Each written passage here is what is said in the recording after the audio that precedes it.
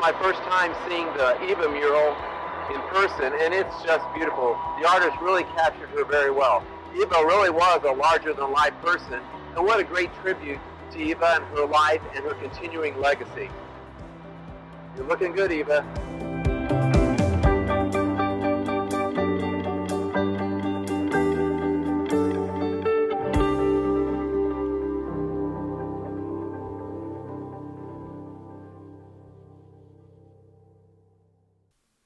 Well, before each of my talks, I like to always say that I'm not a World War II expert, I'm certainly not a Holocaust expert, and I'm not a representative of Candles or any other organization. However, I am an expert about my experiences. Well, the Holocaust is a very difficult and complex subject, but we can say this. The Holocaust was the systematic, bureaucratic, and state-sponsored persecution and murder of 6 million Jews by the Nazi regime and its collaborators. On January 27, 1945, the Red Army liberated the death camp Auschwitz. Among the survivors they found were sets of twins. Less than 200 of 3,000 twins survived the experiments of the infamous Dr. Joseph Mengele. Eva and Miriam Moses were among those twins. Their parents and older sisters were murdered at Auschwitz.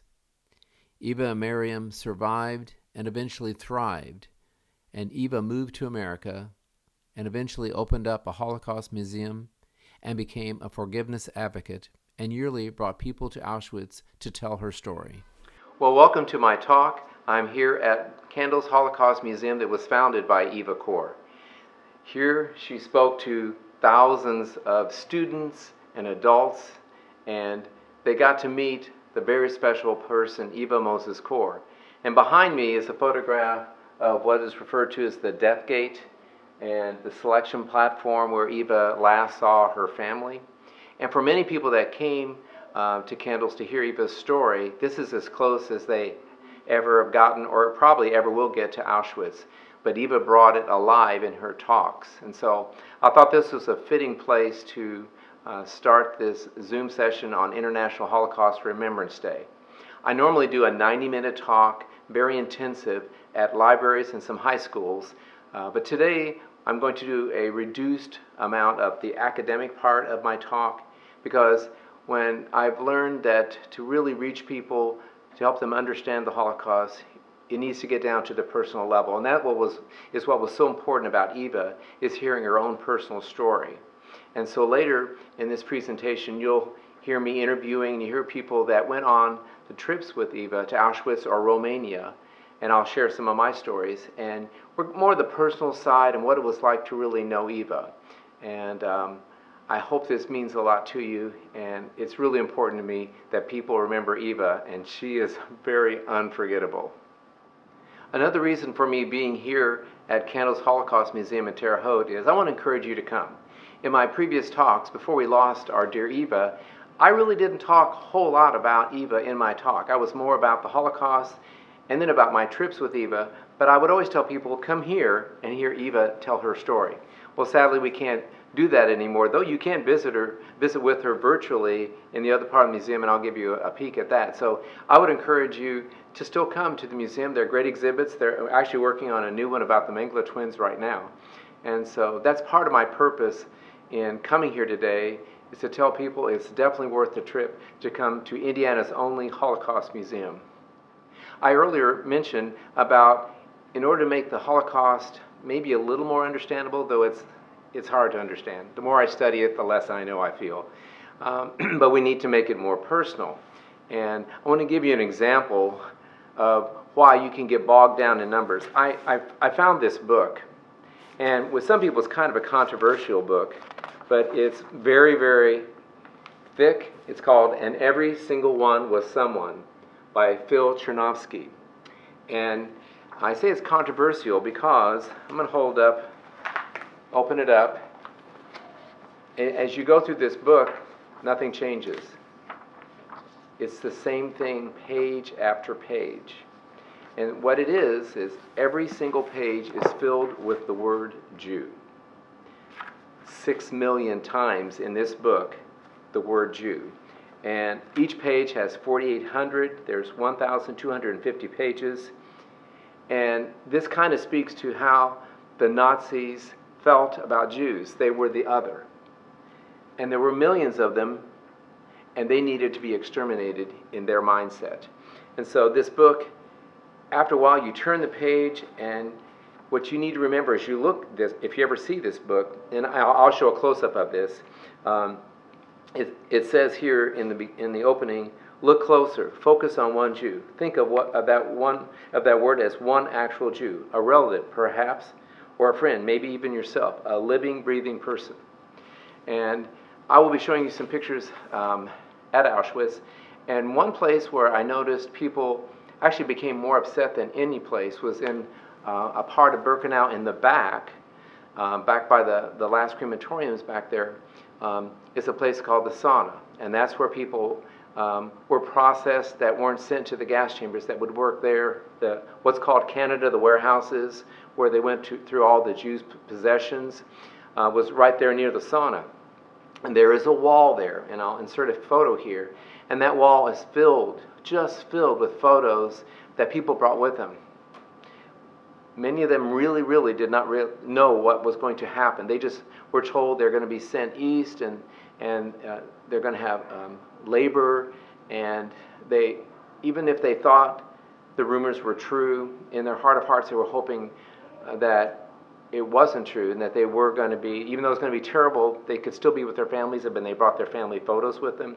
So this wall was covered with photos, and I saw more people get upset there than any other place, because up to that point they're seeing buildings, they're reading signs, they're hearing stories, but all of a sudden they're confronted with individuals. You see people, you look like a crazy uncle lifting people up, and you see a sweet family, or you see a child.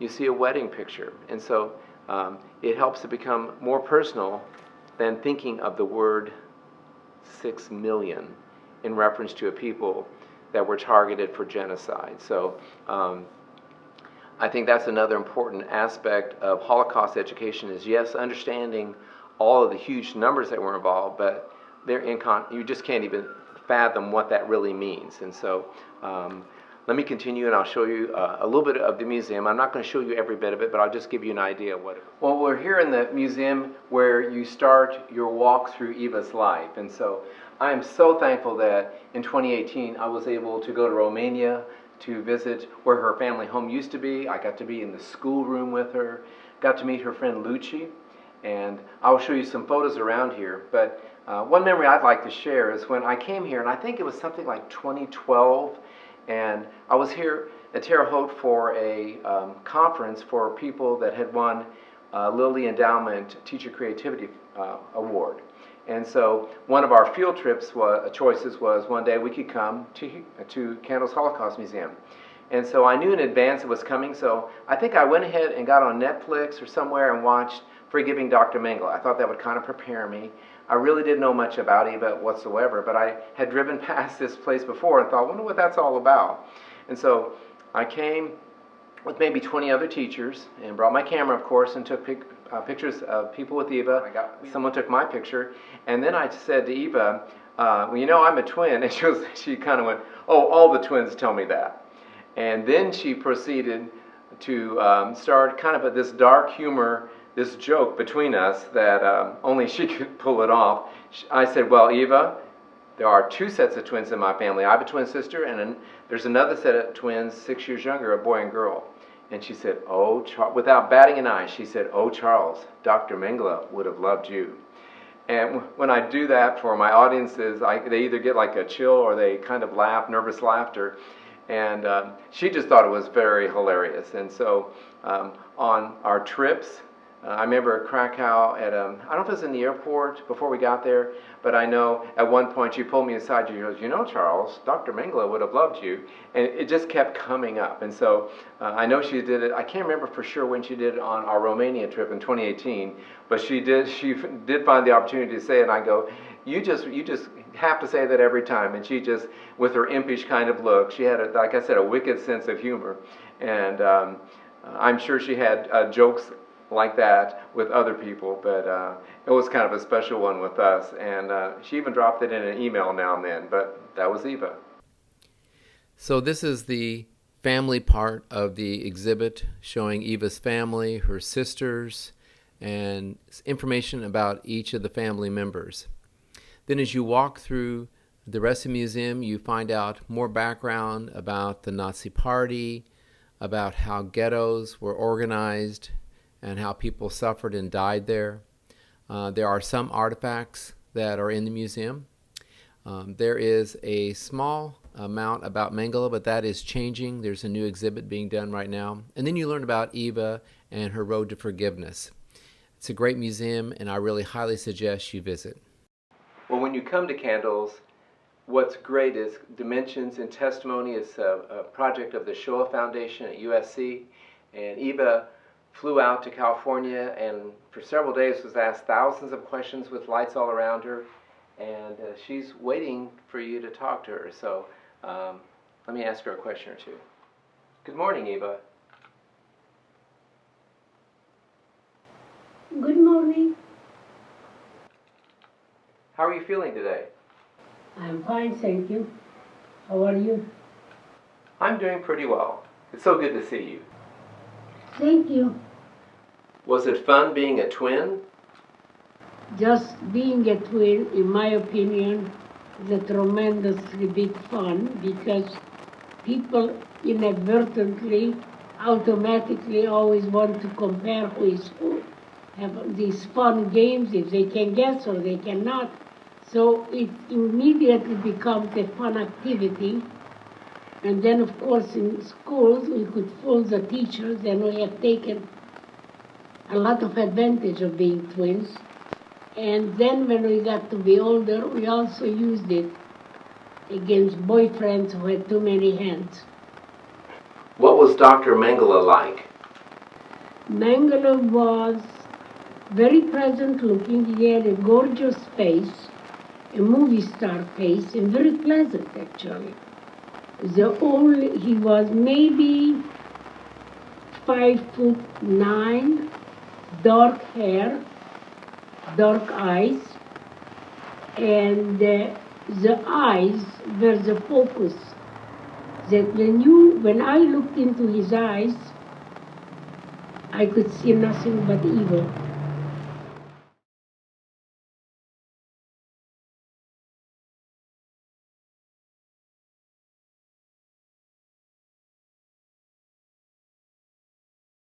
I'm Sarah Taylor from England.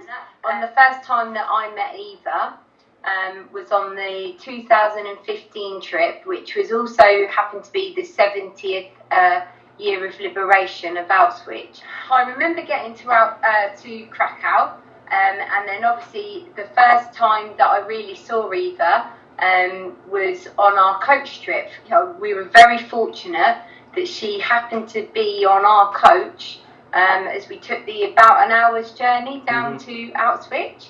And I didn't realise she was going to talk about her experiences on the way there. And she literally blew my mind away on the first hour. She just talked about everything that had happened, etc., as we drove down there. I was already mesmerised by how she'd survived. I had no idea of how much more intense that was going to become once we actually arrived in Auschwitz. What struck me about her was her love of children. She was much more at ease talking to children than adults.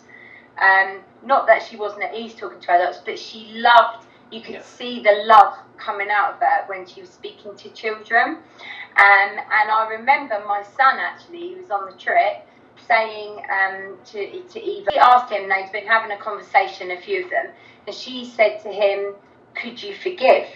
And he said, I don't think I could. And then explained, they said, right, that they got why she'd forgiven. And my son's always said, even now, he's 21 this year, and he still says that trip changed his life, changed the way he thought about everything.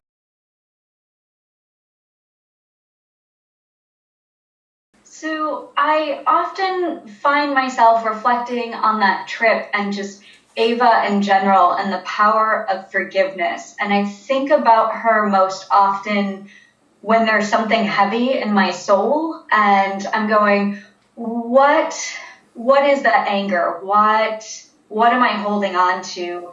Is it serving me? And if it's not serving me, if there's no purpose for that anger that's going to make a better tomorrow, I think of her smile and just her mission as a survivor of Auschwitz. And Ava just constantly hit that home. I remember parts in our trip where she just took every moment she possibly could to educate and to comfort. We were outside of one of our special tours, specifically where she was being tested by Dr. Mengele. And there was a group of German, I think they were probably high school, maybe middle school age students. And she was talking to our group and then realized that they were kind of waiting around and openly welcomed and invited them to share her story. And just the tears and gratitude that not only our group had, but this unexpected add-on group had. And she just really took the time to impact as many lives as she possibly could. And it's definitely a lesson that I want to keep with me and hold dear. And she was just also so full of joy, too. I think this was the meal where we were at one of the museums and just were able to do traditional music as well and got to see, this amazing, joyful woman smile and dance. And she's a much better dancer than I will ever be. I don't think anyone looks as happy dancing. You were involved, because I have video of it. You were in a dance circle with Eva and Emmanuel. I didn't dance. I was taking pictures. That must have been a fun moment. It was absolutely a fun moment, and I'm so glad you captured it, because you can see it on my face of just, I'm so present. And you're absolutely right. You don't, when you sign up for this kind of trip, you don't anticipate having such moments of sheer joy. And Ava just constantly works that in. Yeah. And so organically that I never felt guilty for the joy that I was experiencing.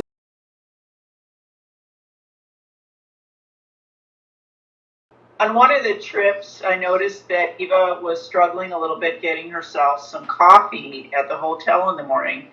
So I got up and I went over and I said, "Can I help you with that? Take that to your table." And she says, "Oh, no, I do things by myself."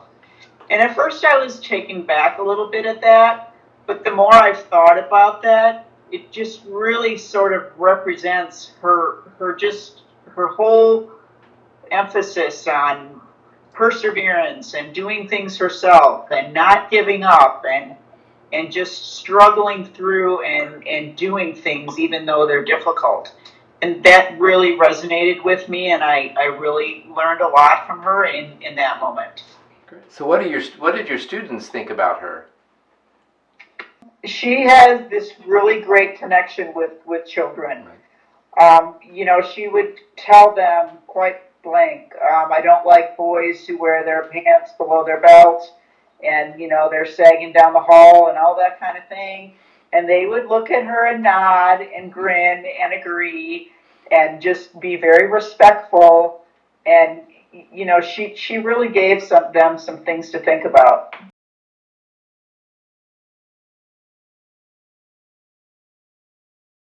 Well, I think one of the biggest memories that impressed me about Eva is how much energy she got when she was in Auschwitz. She was she might have been on the bus and talking and, she was always energetic. But when she put her feet on the ground and we were near the liberation photo, it was all of a sudden you could just feel this positive energy. And you wouldn't, most Holocaust survivors won't even go back to Auschwitz. And here, this woman, it was she fed off the place. It made her so energetic. It was just unbelievable to me. And this particular trip, it was raining, so she started singing in the rain. And it was just amazing how she could go from one emotion to the other.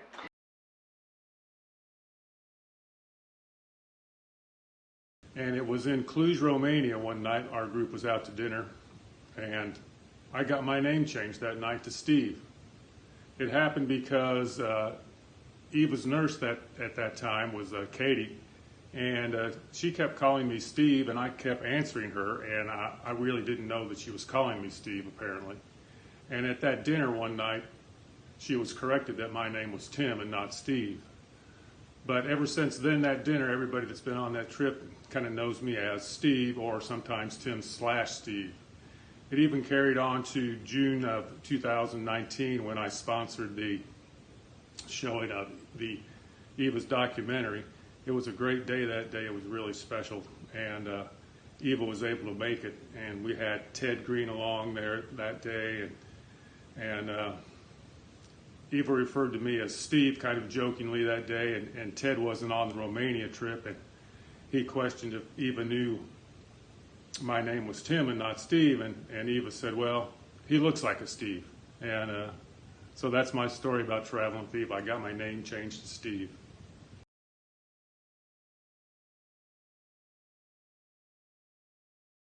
Well, can you share with us a story or two? We've been talking for a while, and we both still get emotional thinking about the loss of Eva. That's for sure. But we have such great memories, don't we? The one good memory that I have is I was struggling, telling her that I've always helped people and I've always helped others, and it's seen in the work that I did at a non-for-profit animal shelter. And I said, I'm getting burned out because it's such a thankless job and I don't know what to do. And she's like, have you worked on yourself any? I'm like, well, what do you mean? And she said, have you sat down and thought about how good of a person you are? How many people or animals you have helped? Even though I don't like animals that much, have you thought about how many you've helped? And she goes, but you need to take time for yourself. She goes, if you don't take time for yourself, you're going to deteriorate. And that really hit home. So I stepped down from my volunteer responsibilities. Sorry. That's fine. She helped me learn how to center myself so I can extend all that kindness that I have inside of me. If I didn't step back, I don't think I would be as willing to be as friendly or to be as helpful to everyone I come across. I think I would have been in a shell, just in a tight little shell, and I probably wouldn't have branched out to where I'm at today. So it was at the screening of the documentary in Terre Haute, around the first time that she saw me with my head shaved, and at the time I had a bunch of fun colors dyed in my hair, because again, the trip kind of made me come out of my shell a little bit, and that's something that I've always wanted to do. So she saw me, and she put her hand on her chest like this, and she's looking at me, she goes, there's only your hair! What did you do to your beautiful hair? And I told her, I'm like, well, Eva, it's not as dramatic as it was in the past, but I would donate my hair every year to organizations that would create wigs for families and children for going through chemotherapy. And she goes, you do? And I said, yeah, I've done that probably for the last 10, 12 years. And then she goes, but why yeast? Like she did this with her hands. And I'm like, well, why not? I said, it's hair, it grows back. The color can come out of it. So then the next thing she does is she goes, come here. So I lean over and she rubs her hand on the shaved part of my head. She goes, oh, that's so soft. And she's like, if you donate your hair, I can forgive you for shaving it all off and dyeing it fun colors. That is great.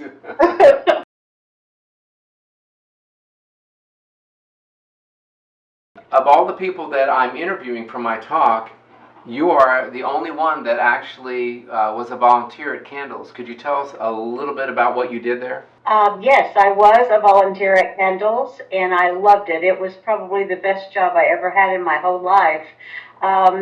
What I did, I kind of worked in the gift shop. I ran the register and helped people with their purchases. And I also did a lot of the computer work, not that I'm a computer genius. I was kind of, I don't know, I just kind of did a little bit of everything. I did some of the tours through the museum and told about Eva's story. One of the most enjoyable times that I had with Eva working at the museum was when we would water the outside plants. And we had a little room that we went into and filled up our water buckets and put it on her walker and walked them out to the flowers. And one day, as we were filling up our water buckets, we always put Miracle-Gro in it, and we poured some on the floor inadvertently, and one of the other gals in the museum knew that we had done that and said, "Oh gosh, you guys need to put some of that on your heads. Maybe you will grow." And because we're about the same height, and we laughed and we laughed and we laughed, and that was always a joke that we had when we watered flowers. She was so welcoming. She was so gracious. She loved people. If she could, she would have wrapped her arms around each and every person that came into that museum. She was so loving and kind and just, wanted to be friends. Probably those children are going to remember Eva for her kindness and for her story of when she was a child and ripped from her family and having to withstand so many different things, obviously, in her life, in her little life as she was when she was 10. I managed a Hallmark store, the Hallmark store that Eva went to purchase a thank you card to send to Dr. Munch after their interview, after their discussion. And I wasn't the manager at that particular time, but that is actually how I met Eva, was at that Hallmark store. And we became good friends. We would see each other there. We would see each other at the grocery store, and we'd carry on a conversation. And so that is basically how I came to go on the trip in 2013. Well, one particular day, she had her little cassette player with her cassette in it, and it happened to be the cassette, the actual interview of she and Doc Munch. He, of course, speaking in German, and she in English. And it was amazing for me to listen to his voice and her voice talking about what had happened at Auschwitz.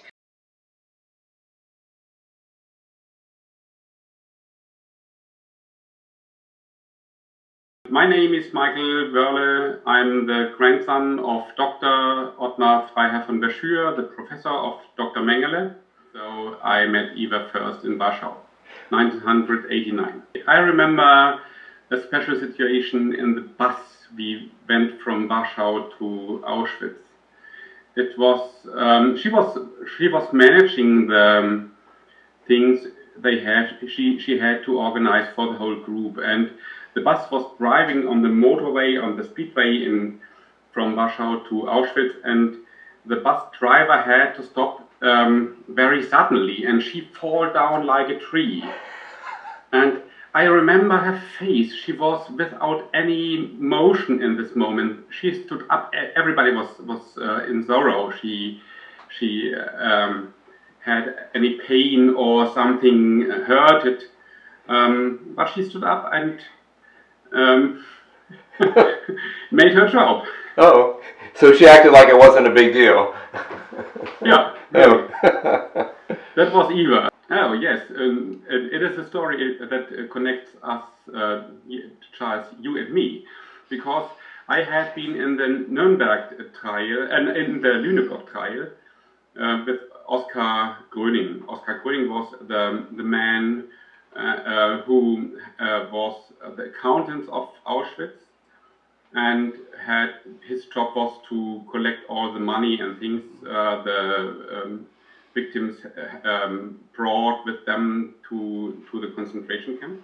I arranged the first contact, and we made many jokes together. And in this situation, it was very difficult to become the license to speak with him because his lawyers had to accept it and the judge for himself had to accept it, but it wasn't allowed to speak with him in the courtroom. He stood up, he fall down, he fall back, and Eva took one arm, I took the other one, and one of the guards hold him from the backside. So in this moment, I made a joke to Eva and said to her, "Eva, you rescued a Nazi in this moment," and she laughed. She laughed very, very loud. And after it, I had been there in her hotel. I visited her because I had a business meeting in the neighborhood. So I visited her in the evening. She was alone, and we talked a little bit about this trial now because it needs a long time until the judge found him guilty. We talked about you, Charles, because you was you made a run for Eva. Right. And then we danced together, and this is a movie you can find in YouTube. Right. I'm probably going to insert that in here because. Shalom Aleichem, Avenu Shalom Aleichem, Avenu Shalom Aleichem, Avenu Shalom Shalom Shalom Aleichem. Run, Charles! Pay for Charles! Raise money for candles! 10,000, 20,000! Let's go, Charles! You're running behind her and all that. Yeah. That was fun. And we did sing a song for you. Right. Right. And another situation in Auschwitz, I had been there 5 times in my life, perhaps. I don't know exactly. It was there. She. I don't know. I don't remember what she did not like from my things, but she spoke very serious to me. Normally, she was very funny and kind, and she's for me like a mother. Okay. She is like my second mother. She is very important to me. Well, thank you for joining me for this Holocaust Remembrance talk, and I'd also like to thank Bartholomew County Library for inviting me to do this. I pre-recorded it just to make sure that you see this tonight. Sometimes technology doesn't always work out. I do want you to know that this video I'm putting on my channel, my YouTube channel, so if you just look up Charles Moman, you'll find this video if you have some friends you'd like them to see this. And I will add at the end of that video a short list of some documentaries and books about Eva and about the Holocaust in case you'd like to study more. I would like to highly recommend the Ted Green documentary that he did in conjunction with FYI and Micah Brown, Eva A7063, a wonderful documentary about her. So I highly suggest that.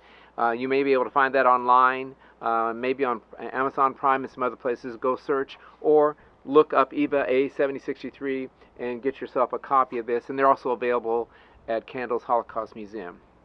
Thank you for watching.